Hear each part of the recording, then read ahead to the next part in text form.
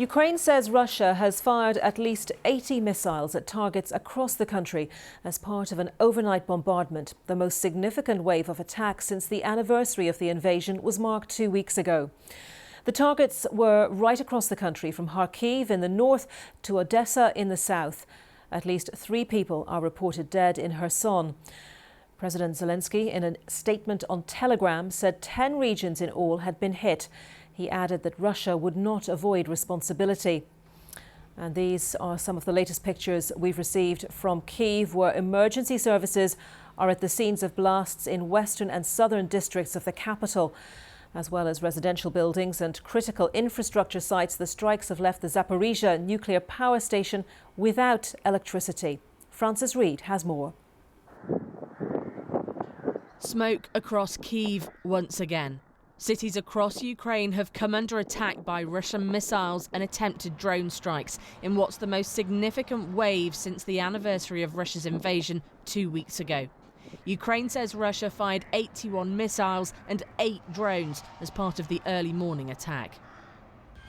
In Kyiv itself, blown out windows and firefighters trying to keep the damage under control. Worryingly, reports of attacks near Zaporizhzhia's nuclear power plant with concerns of power loss. There have been targets across the country, not just in Kyiv, but in many major places, including Kharkiv and Odessa, several places targeted. Бажаю здоров'я, шановні українці. In his nightly address, President Zelensky said he was preparing new and just steps against those who are still trying to weaken the state and undermine the strength of Ukraine's society. But as the sun rises in Ukraine, the mayor of Kyiv says there are power outages and citizens face the worst again. Francis Reid, BBC News. Irina Nemrovich, who lives in the suburbs of Kyiv with her husband, parents, grandparents and 3-month-old baby, told the BBC about her experience. It is very scary because every time they are hitting not only the infrastructure, but they hitting civilians. People are dying. A lot of kids are dying. Like the last week, 8-month-old baby died. The week before in Kharkiv, some child died. So it's actually very scary for me as a mother.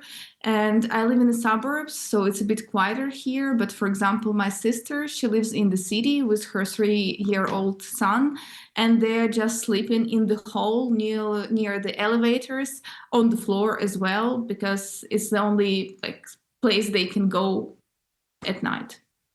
Usually we have the warning 1 hour in advance. So depending on where the missiles are launched, from the Black Sea or from the Caspian, we know how much time we have to hide. Or if, for example, those are Shaheds, we know that we have less time. If we have missiles, more time. So we pretty much know what to do. But every time, those missiles, they're flying above our house because we are for some way on the route of them, and we can hear it. Sometimes we can see it. We see our air defense systems working. The missiles are falling in the fields near our house. So every time you're sitting and waiting, if something will be closer or more far away from you, and it's scary. One resident of Kyiv on her experience overnight.